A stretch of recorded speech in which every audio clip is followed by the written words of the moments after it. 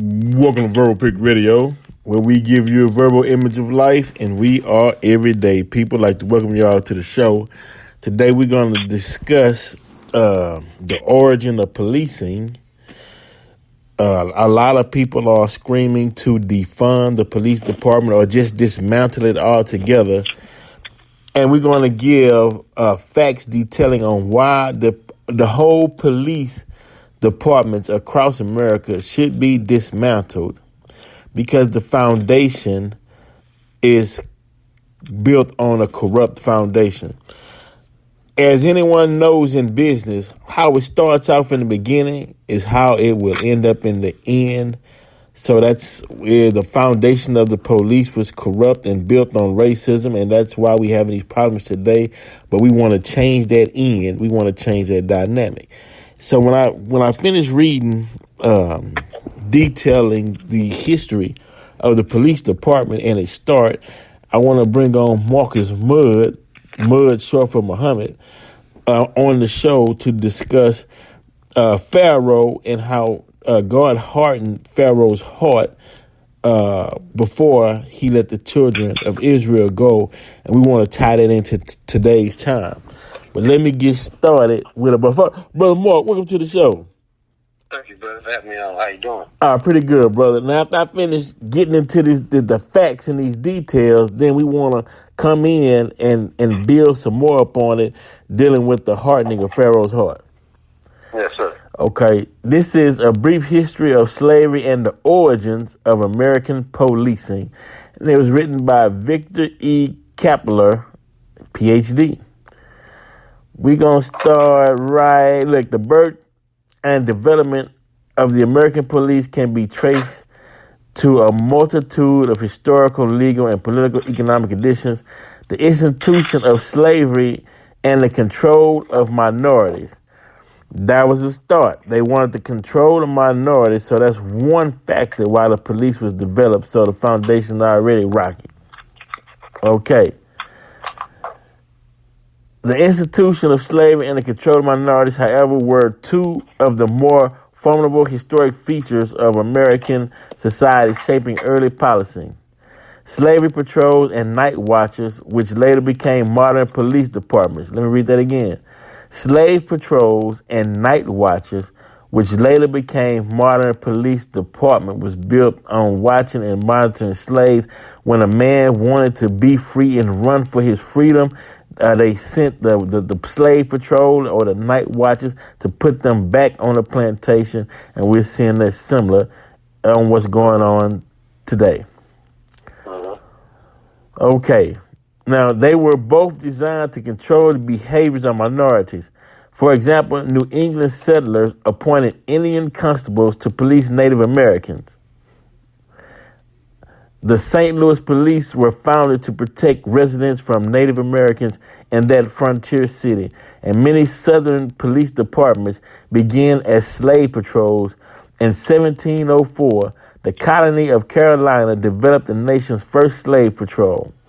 Slave patrols helped to maintain the economic order and to assist the wealthy landowners in recovering and punishing slaves who essentially were considered property.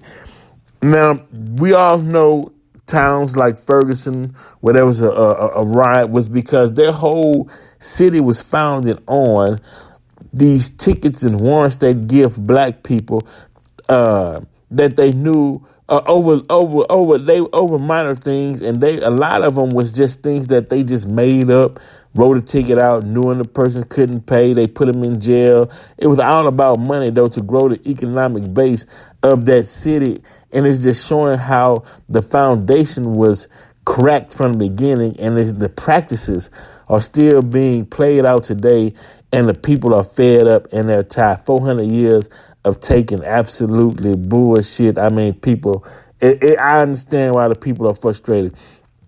I understand white America's argument on the police department. You hear a lot of them saying, well, no, dismantling the police department is absurd. The reason why they're saying it is because they didn't have the night watchers and the slave patrol beating them across the head. They wasn't victims to the policing of America. So, of course, they'll say, well, yeah, I don't have a problem with the police. They not bothering me. Well, they wasn't designed to bother you. Okay. Policing was not the only social institution enmeshed in slavery. Slavery was fully institutionalized in American economic and legal order, with laws being enacted at both the state and national division of government. Virginia, for example, enacted more than 130 slave statutes between 1689 and 1865. Slavery and the abuse of people of color, however, was not merely a Southern affair as many have been taught to believe. Connecticut, New York, and other colonies enacted laws to criminalize and control slaves. Congress also passed fugitive slave laws, laws allowing the detention and return of escaped slaves in 1793 and 1850. As Turner, Giacoppasi, and Van Dever remarked, the literature clearly established that a legally sanctioned law enforcement system existed in America before the Civil War for the express purpose of controlling the slave population and protecting the interests of slave owners. The similarities between the slave patrol and modern America policing are too salient to dismiss or ignore. Hence, the slave patrol should be considered a forerunner of modern American law enforcement. The legacy of slavery and racism did not end after the Civil War. In fact, it can be argued that extreme violence against people of color became even worse with the rise of vigilant groups who resisted Reconstruction.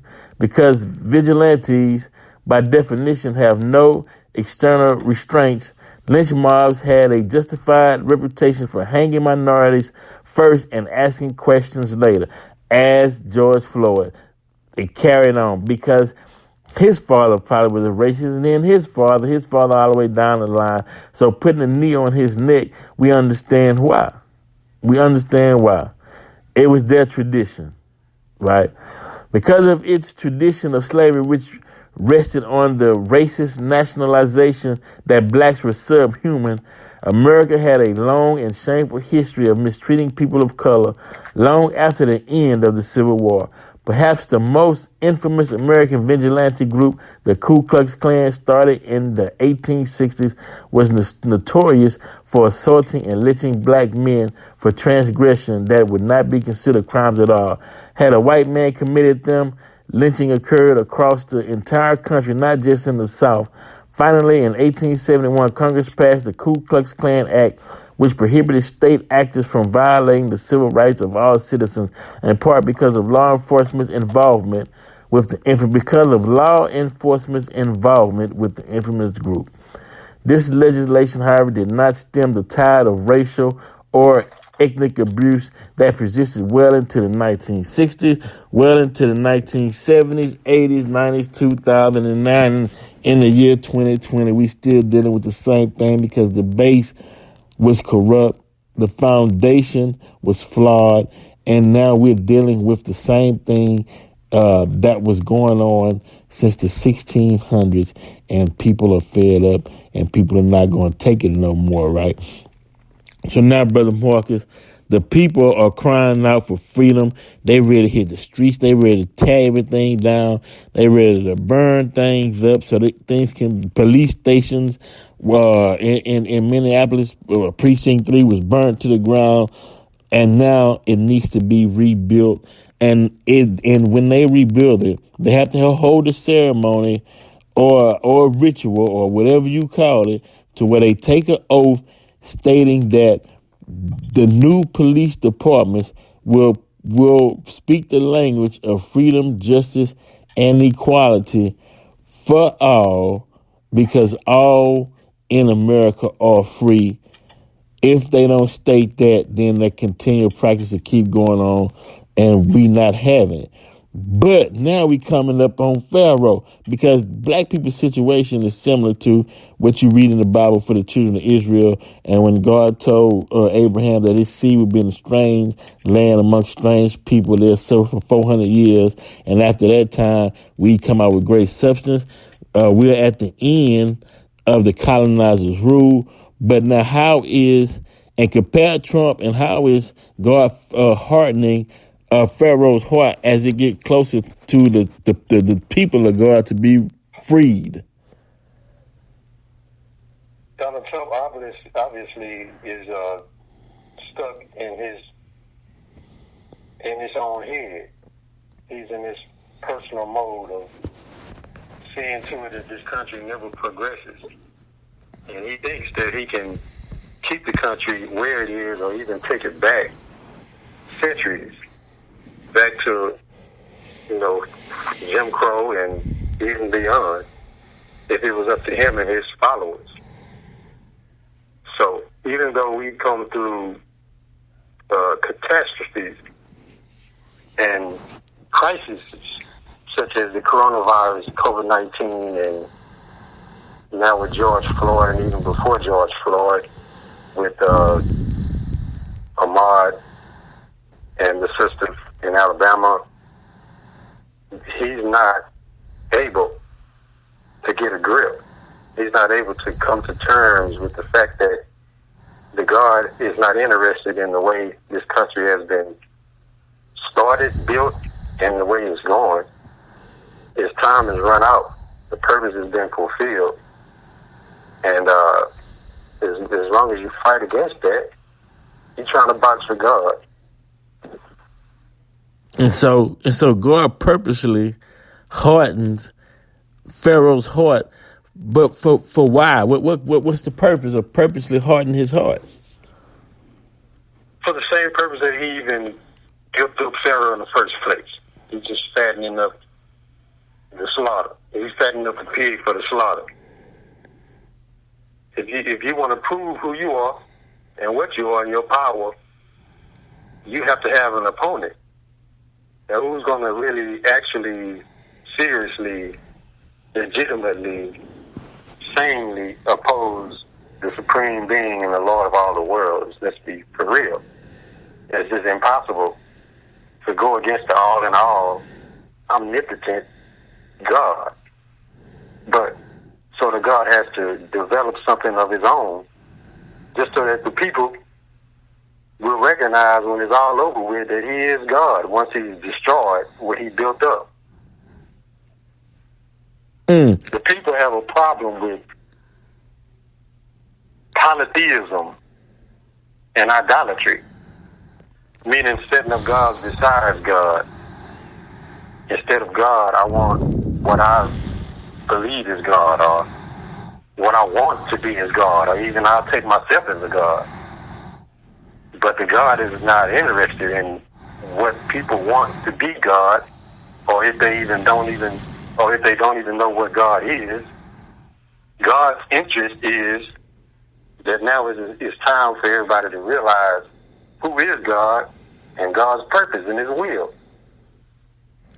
So the people are looking up to the White House, and they're looking for the president to show some empathy, to be humble as far as to the situation at hand.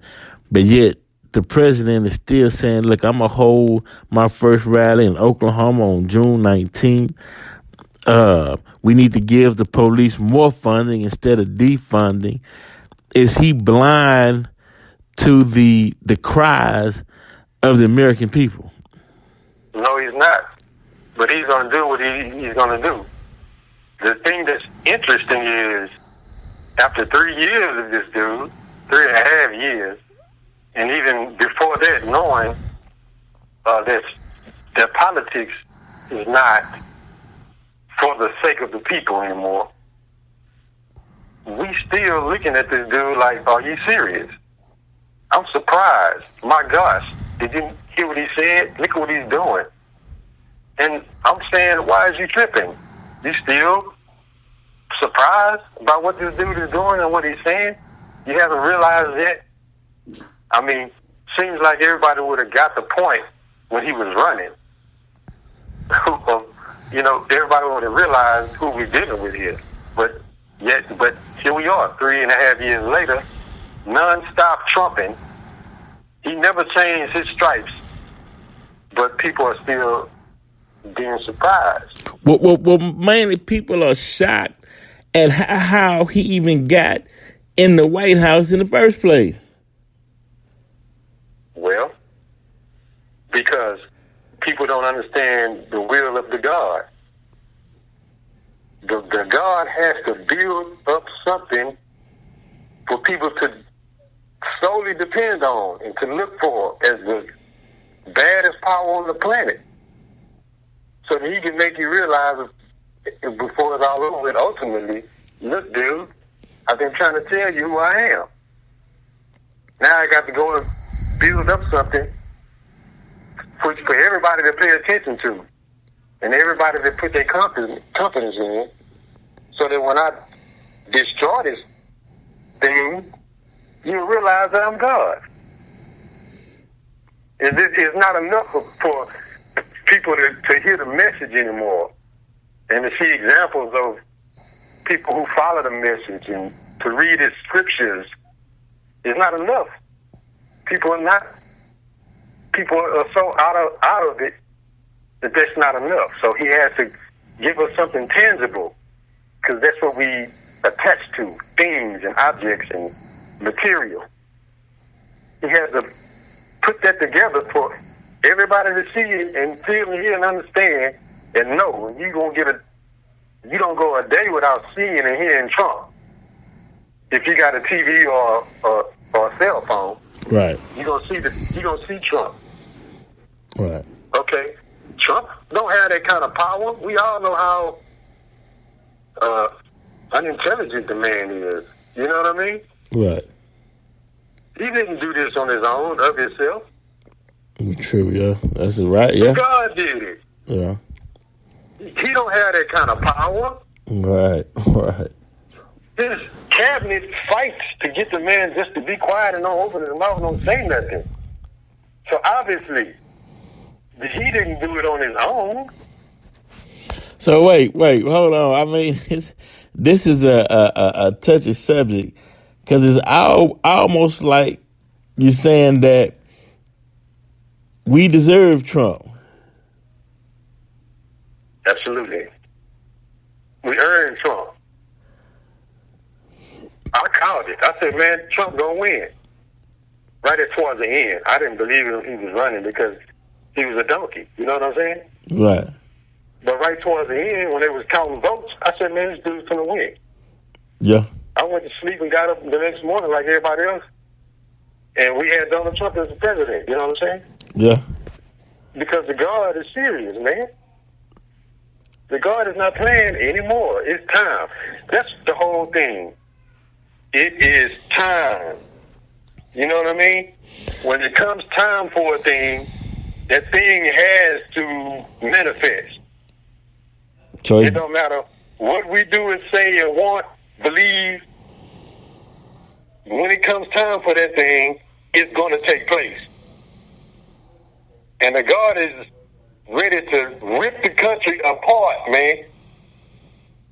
And we don't really want to. You know, we don't really want to know the God. He ain't the God. You know, he's for another piece of God. Yes, he is. But we all know the God ain't no punk. I mean, the God is not going to let man push him over. Right. He keeps telling us, this is what we need to be doing.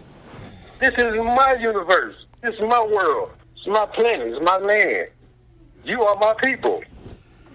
You got to do what I tell you to do. It's for your own good. You know what I mean? Right. Yeah. God, we ain't trying to hear that, man. We created ourselves. Right. You know what I'm saying? That's right. We know what to do. You're right. We know how to plan this stuff. I mean, shit, I know we just got here 20, 30, 40 years ago, and you've been here since infinity. Right. But I think we're going to do it the way we want to do it. You know what I'm saying? Right. It don't work like that. No. The God, okay, well, all right. So it's all about you and what you like, what you feel, what you see with your eyeballs. I got something for you. In the meantime, here, take this hurricane, take that tornado, take that, that earthquake, you know what I mean? Right. And I'm going to fix something up for you. Yeah, and after all the signs and everything's written on the wall, hopefully we take heed and reverse course. I really hope so. I mean, until it's said and done, it ain't been said and done. But it's happening. It's a process, man. The God Savior, he would take the plant. He would take this thing down from whence we even know not. We don't know where it's gonna come from, and he would do it in degrees. Yep. Like it took 8 minutes and 46 seconds. You know, Right. for the incident to take place. Right. Knee on the neck. Long knee on the neck. Long. He was gone before the whole 8 and 46 was over. Right. It's just 8 minutes and 40 seconds, man. Come on. Yeah. You know what I mean? Right. Yeah. Come on. Yeah. Yeah. That's harder than just even a hanging, man.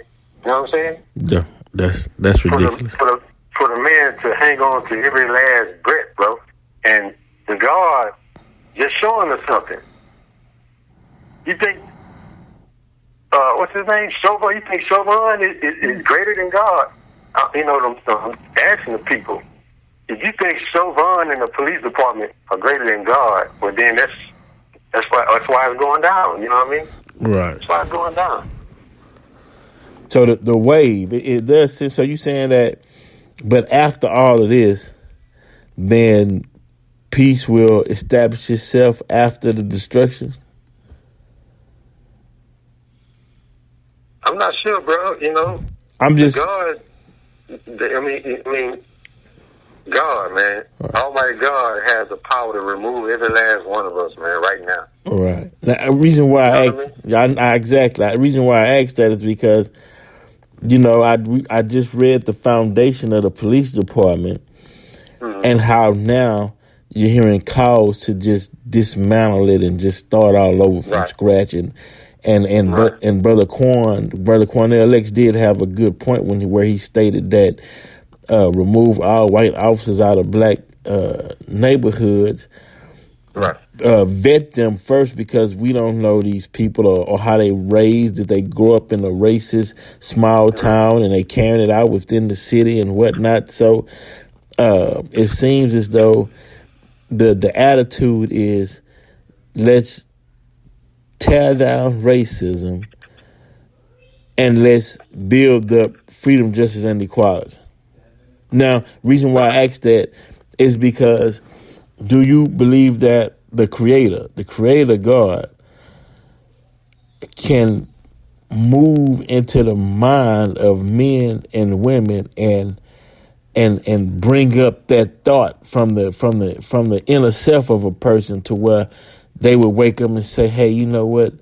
We need to change society. Let's, you know what I mean? It's like in certain verses where it say, it's not you that slew them, but it was I that slew them through your hands. Right. Well, if the God wanted to use that power, he would have been done that. That's not what he wants. Mm-hmm. He wants us to submit our will. He wants us to accept his will. He wants us to love him and his ways and do that. He don't want to force us. He don't want to remote control this thing. He could have did that a long time ago. Mm-hmm. Why would he even need people if that's all he was going to do? You know what I mean? Right. So the thing is, when he creates Adam, he wants Adam to submit his will to be the second step of him. He don't create Adam to be a puppet. He don't create Adam to be a robot. He creates Adam to be a living, breathing example, second step of himself. That's powerful, bro. Yeah. And he gave instructions on how to do that. He gave instructions, and he said, "This is all yours. All you got to do is do it like I tell you to do it, because I know what I made." It's simple. Right, but Adam was like, you know, what somebody told me that if I did something different, then I can be just like you. Right, the lower nature kicks in. Well, curiosity, you know what I mean? Ego, those things that he put in us that constructs the male, the man, the human being, and can be easily misused. Right. Well, the only reason why why I'm not disagreeing, because I would make the point that, well, we would have to exalt everything that is within us from the depths of our soul, whether it's positive or negative, so we can learn from it and look at it in order not to make the mistake again. But Babylon fell, Greece fell, Rome fell. Yep. So now today, so we haven't learned. Sodom and Nineveh was the Gomorrah. only one that made it. Who made it? Nineveh. Yeah. Jonah Right. and Nineveh. But they made it because they repented. And I don't see Trump and his followers repenting for nothing. Oh man, you're not lying. I mean, I'm hearing. We can't forget that. We can't forget that dichotomy. I hope I'm using that word right. What? But that resistance, that opposite push. We want everything to become peaceful. We feel like that's enough. We feel like, look, we know what we should be doing. We're ready to do it. But you got a whole other side of the population thinking just the opposite and ready to do any and everything to stop you from doing that which is righteous. Just because. Yeah, that's okay. Yeah.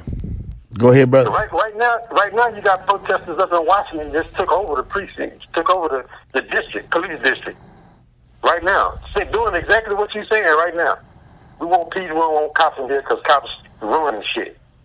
This is ours. We taking it. It's about the people anyway. So what? Right now, it's going down.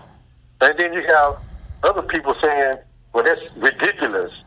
We're not going to have that. These are hoodlums and hoods, and you know what I mean?" Right.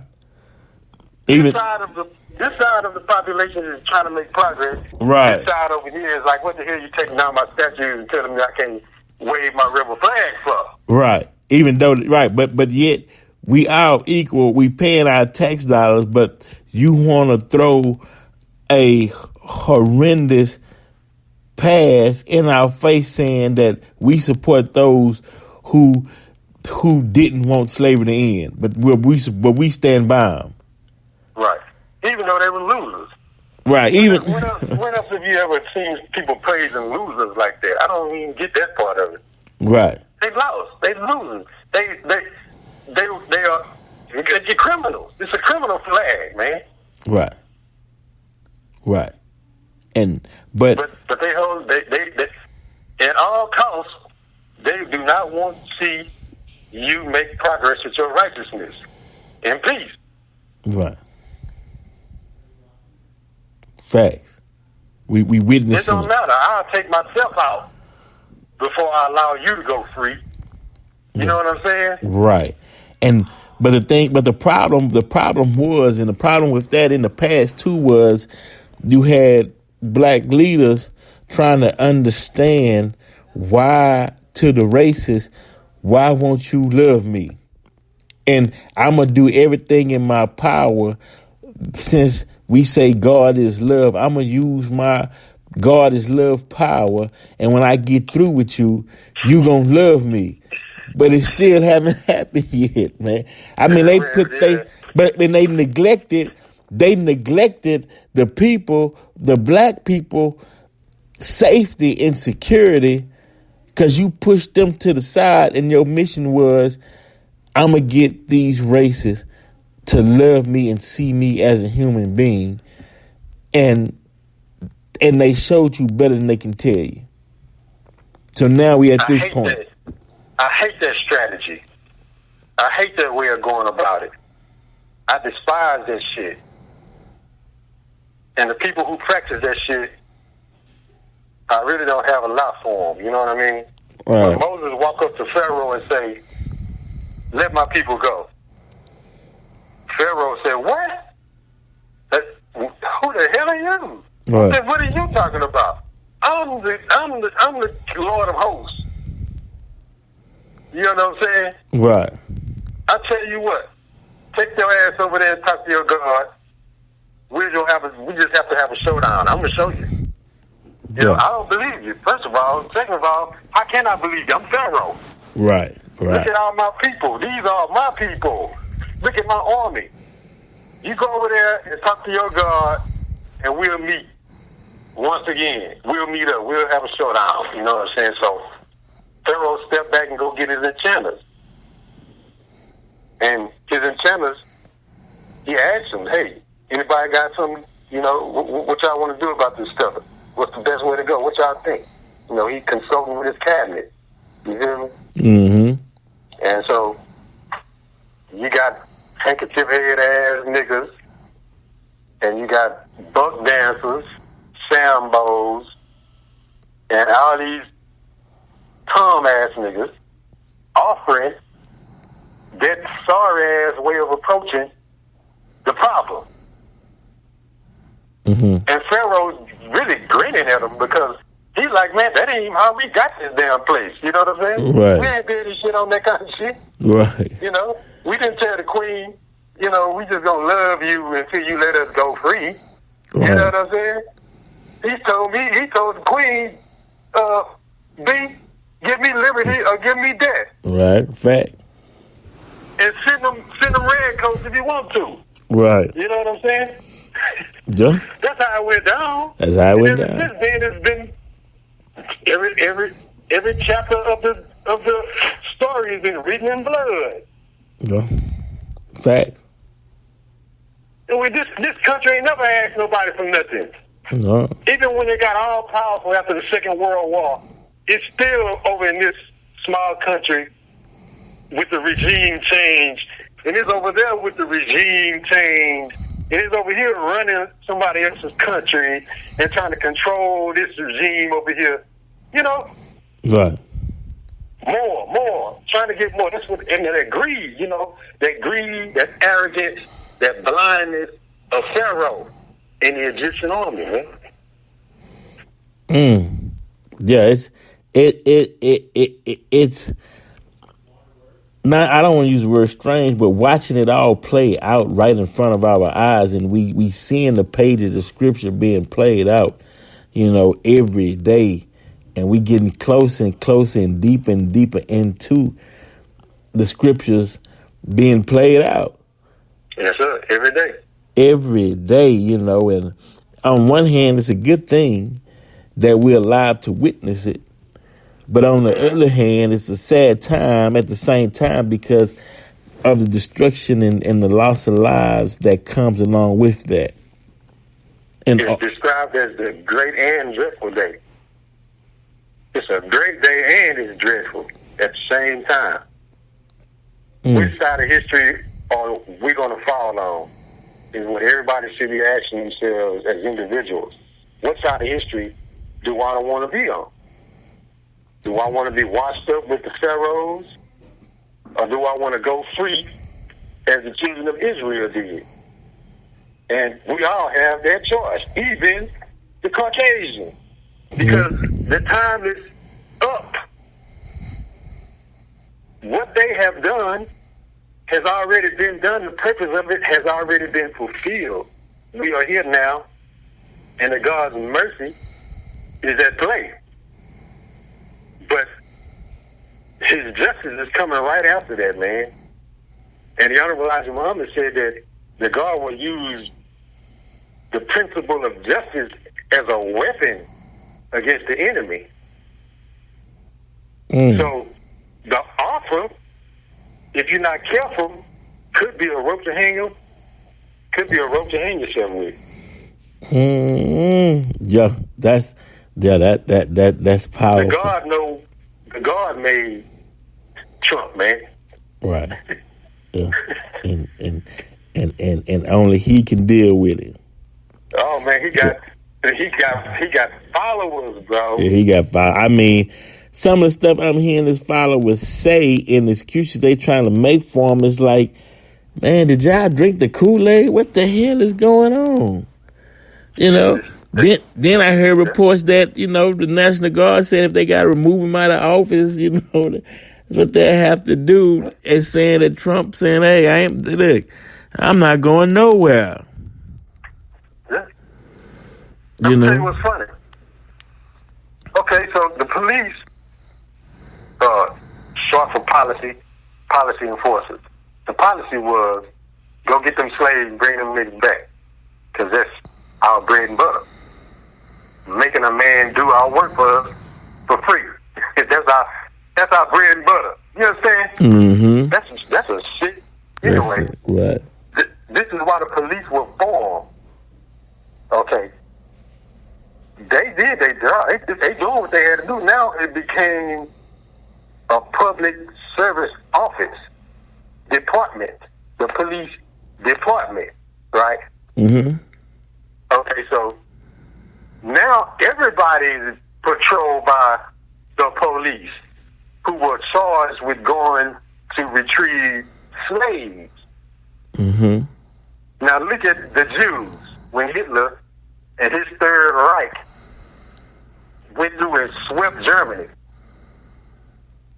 They knocked on one door, they come on out. Forced the next house, residents out. Then they went to the next house down the street. You know, they didn't just blitzkrieg. They say that shit for the war. You know what I'm saying? Right. But what they did is they did it by degrees. They took some, and as long as the others didn't say nothing, then they just went and took the others after they was done with the some. You know what I'm saying? Yeah. Okay, so you can't see black people as your neighbors. You can't even see us as your neighbors, yet alone speaking up for your neighbors, standing up for your neighbors when you see injustice being done to them. Now, you are subdued. Right. You know what I'm saying? Right. That's how it works. That's how justice works, bro. Right. This is a slave state. If you think it ain't, then I mean that's why it's an idiocracy, because idiots and ignorant people walking around thinking they're free, and they really don't have the liberties that they think they have. You know what I'm saying? Until they are denied them. Uh-huh. And then they start cussing, and then after they get through cussing and talking shit and going crazy, they still don't have the damn liberties that they thought they had. Mm-hmm. And now they're frustrated and mad. I'm gonna become a doomsday prepper then. You know what I'm saying? And go get all my. Why you got to do that? Because you know this is a slave state. Right. The some of the colonizers' children are starting to find out that they didn't have the liberty they thought they had as well. So, hey, let's join home. And with the black movement who've been suffering for over 400 years, and let's see if we can bring this thing to an end. It's been slowly eased out of their hands. Yeah. The IRS,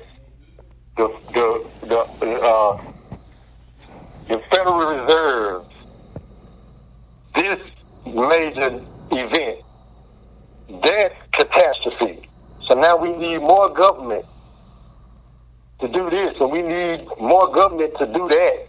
We so afraid. 911, the people coming over here running planes into the building, so to speak, But yeah, it's going down. So we need these kind of restrictions, and we need that kind of surveillance. So you know what I'm saying? Right then now, we got to have robots to do your job. You see what I'm saying? Right. Now, well, what about the voting, though? About voting a different mindset of people in? Will that work, or is the system just set and they'll comply once they get in? Voting is a tool, It's not going to solve everything. It can be used for good. And, I mean, everything that we do, that we can do for good, we ought to be trying to practice that. So I'm not against voting. Voting ain't going to solve but a little. You know what I mean? Mm-hmm. Especially since once you get in there, you're so pressured by your peers to go along and get along and go along to status quo. And you start getting those little treats and tricks and shit. Next thing you know, we lost you. Right. You know what I mean? Right. Wow, bro. Yeah, hey, it's interesting, but like I stated earlier, we are watching it unfold in real time. Yes, sir. So, Brother Mark, I appreciate everything that you contribute to the show. This is A-Tone Productions. Y'all, make sure y'all check him out. The Blade Remix, Slice of Cake, the music. I mean, so much going on in the page. A-Tone Productions, just Google that in, and Brother Marcus Muhd will pop up. Once again, we definitely appreciate your wisdom and we appreciate your time, brother. Praise be to Allah. Thank you, guys, for having me on. Yes, sir. And we and look, we not through. We gotta break these episodes down in segments, because now the listening audience, you have to go back and analyze everything that was said and do your research and go back and fact check, and come up with your own conclusions, but take what we said into heart, so it can help you build you a brighter future and a brighter day and give you a stronger stance to stand on. Verbal Pick Radio, we out.